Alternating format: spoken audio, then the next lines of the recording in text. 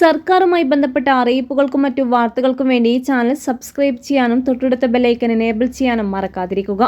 Electoral roll കേസിന്റെ വാദത്തിനിടെ ആധാർ ഒരു കാരണവശാലും പൗരത്വത്തിനോ ജനന തീയതിക്കോ ഉള്ള തെളിവായി കണക്കാക്കാനാകില്ല എന്ന് സുപ്രീം കോടതി ആവർത്തിച്ച് വ്യക്തമാക്കി. വോട്ടർ പട്ടികയിൽ പേര് ചേർക്കുന്നതിനുള്ള ഫോം 6 ആധാർ ഉപയോഗിക്കുന്നതിനെ ചോദ്യം ചെയ്തുകൊണ്ട് അഭിഭാഷകൻ അശ്വനി കുമാർ ഉപാധ്യായ സമർപ്പിച്ച ഹർജി പരിഗണിക്കവെയാണ് കോടതിയുടെ ഈ സുപ്രധാന നിരീക്ഷണം. ഹർജിക്കാരന്റെ വാദം, സ്റ്റാൻഡേർഡൈസേഷൻ ഓഫ് ഇലക്ട്രൽ റോൾസ് നടപടിക്രമങ്ങൾ ആരംഭിച്ചിട്ടും ഫോം 6 ആവശ്യമായ ഭേദഗതി വരുത്തിയിട്ടില്ലെന്നും ജനന തീയതിയുടെ തെളിവായി ആധാർ ഉൾപ്പെടുത്തിയത് ആധാർ നിയമത്തിന്റെയും ജനപ്രാതിനിധ്യ നിയമത്തിന്റെയും ലംഘനമാണെന്നും ഉപാധ്യായ വാദിച്ചു. ആധാർ നിയമപ്രകാരം ആധാർ പൗരത്വത്തിനോ ഡൊമിസൈലിനോ ഉള്ള തെളിവല്ല എന്ന് മുൻ ഇടക്കാല ഉത്തരവിൽ വ്യക്തമാക്കിയതായി ജസ്റ്റിസ് കാന്ത് ഓർമ്മിപ്പിച്ചു.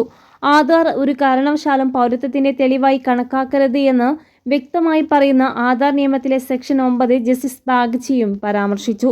UIDAI അറിയിപ്പ് ആധാറിന്റെ പരിമിതികൾ വ്യക്തമാക്കുന്നുണ്ടെങ്കിലും തിരിച്ചറിയൽ രേഖയായി മാത്രമേ ആധാർ ഉപയോഗിക്കാൻ അനുവാദമുള്ള ജനപ്രാതിനിധ്യ നിയമത്തിലെ വ്യവസ്ഥകളെ മറികടക്കാൻ അതിന് കഴിയില്ലെന്ന് ബെഞ്ച് ചൂണ്ടിക്കാട്ടി.